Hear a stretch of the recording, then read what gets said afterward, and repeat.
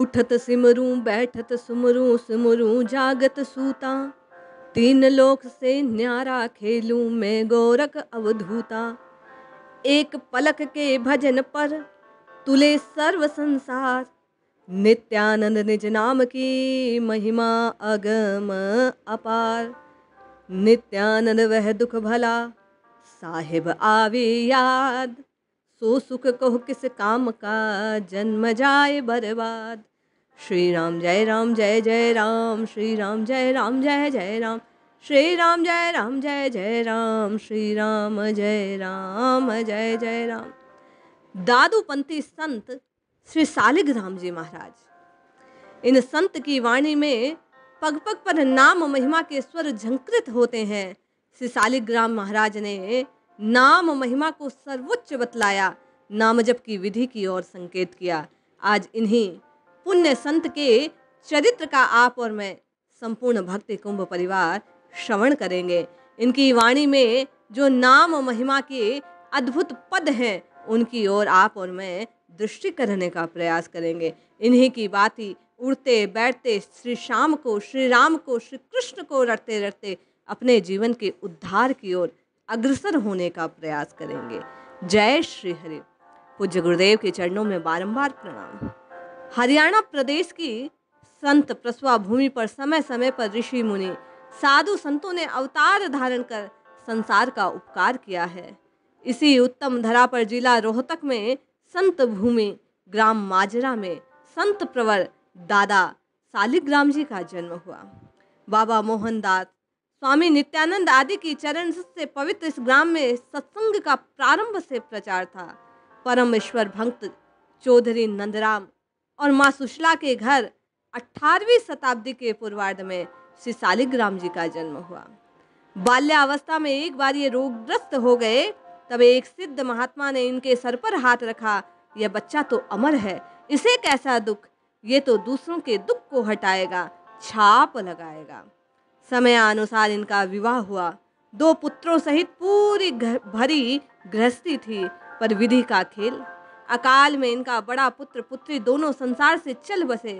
घर में बचे इनकी वृद्ध माता और छोटा पुत्र सुखदेव।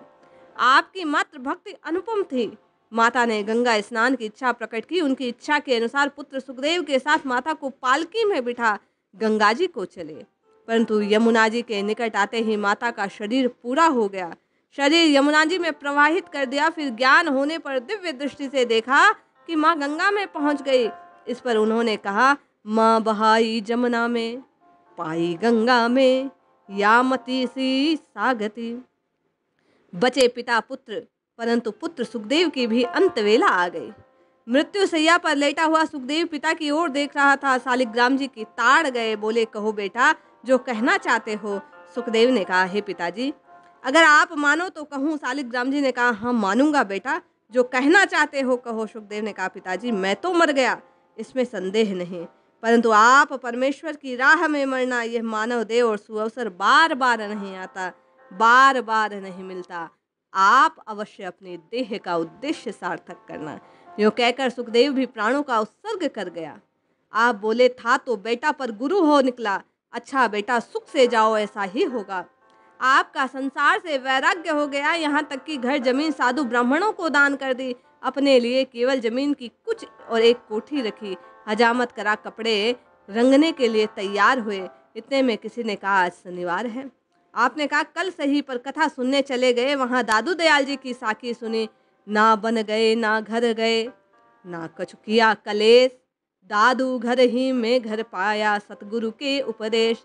यह उपदेश सुन फकीरी का ख्याल दूर हो गया और कहा, शनिवार हमारा प्यारा है। दादू जी गुरु। कालांतर में दादू जी का मार्गदर्शन प्राप्त हुआ। साधन का स्वर्णिम काल प्रारंभ हुआ। एक दिन माया का वचन श्रवण हुआ। उठत मारू बैठत मारू, मारू जगत सूता, तीन लोक में भग पसारूं, कहाँ जावे अवधूता। माया के ऐसे वचन को सुनकर ये घबरा गए। क्या करे, कोई रास्ता नहीं सूझता। इतने में गुरु गोरखनाथ जी ने इन्हें मार्ग दिखाया और बोलते हैं, उठत सुमरूं बैठत सुमरूं, सुमरूं जागत सूता, तीन लोक में न्यारा देखूं मैं गोरख अवधूता। गुरु गोरखनाथ की वाणी से हृदय में प्रकाश हुआ। धीर बंधी मार्ग मिला और नाथ जी की कृपा से अटल धुन लग गई। उठते बैठते सोते खाते पीते नाम का सुमरन करने लगे। रात को भजन करते समय छत पर चोटी बांध लेते। एक दिन आकाशवाणी हुई, जो तुम चाहते हो तो 12 वर्ष में होगा। आपने उत्तर दिया, 12 वर्ष कैसा? गुरु प्रताप से 12 मास में होगा। इसी समय स्वामी श्री नित्यानंद दयाल जी का मार्गदर्शन मिला और वे कहते हैं, एक पलक के भजन पर तुले सर्व संसार, नित्यानंद निज नाम की महिमा अगम अपार। ये सुनते ही पलक खुली की खुली रह गई, नेत्र पाषाणवत हो गए, दृष्टि अंतर्मुखी हो गई। 9 मास की अवस्था रही। आपके भतीजे भोंडू राम आपकी अनन्य सेवा करते थे। संत कबीर जी ने प्रकट किया आपको मार्ग। तन धीर मन धीर वचन धीर, सूरत निरत धीर होय। कहे कबीर ता जीव को, कलप न पावे कोय। कबीर जी की वाणी से प्रभावित होकर आप 27 दिन तक एक आसन पर भजन करते रहे। समाधि में तीनों लोकों की यात्रा कर सतो रजो तमोगुण से पार गुणातीत हो गए। माया का आवरण हट गया, अडोल के दर्शन हुए। आगे द्वितीय दुर्मति भाग गई, सर्वत्र अवदेश का अद्वैत का आपको दर्शन हुआ। अब हम समझे आपको, आपा को खोई, सकल वेश आपे भरे, दूजा ना कोई। सालिग्राम महाराज की वाणी हुई। उन्हें ज्ञात हुआ, यो तो तमाम दुनिया मस्त है, पर खुद मस्ती सी मस्ती कहाँ। दादा सालिग्राम गाने लगे, मैं था मैं था मैं था, लैला मजनू में था, हीर रांझा में था, शीला मेहता में था, कृष्ण गोपी में मैं था, पीर पैगंबर में था, ईसा मरियम में था, गोरख मचिंद्र में था, धर्मदास कबीर में था, जो कुछ था मैं था, मैं था मैं था मैं था। इस प्रकार सर्वत्र भगवत दर्शन करने लगे। वासुदेव सर्वम का भाव इन्हें हृदय में पुष्ट हो गया। बावल छिड़ी। माघ शुक्ल अष्टमी से 2 वर्ष तक इन्होंने खूब सत्संग जमाया। कृपा हुई, जीव जीव की प्रेम के अधिकारी इन्होंने बना दिए। गोर हरि के स्पर्श मारते जैसे कृष्ण प्रेम प्रकट होता, वैसे ही इनकी कृपा दृष्टि से जीव में ईश्वरोन्मुख होने का भाव जग जाता। एक बार रात्रि को आप मस्त हो उद्दम नृत्य करने लगे। 40 सत्संगी भी नृत्य करने लगे। गांव वाले ऐसा उद्दाम नृत्य देख आश्चर्य में डूब गए। फौजदारी में शिकायत कर दी। 40 लोग पागल हो गए हैं, किसी को मार डालेंगे या नुकसान पहुंचाएंगे। इस प्रकार रोहतक से डॉक्टर रहमत अली ने जांच कर ले। पागल नहीं बल्कि इन्हें खुदाबंद सिद्ध महात्मा है। ये तो आप समदर्शी संत थे।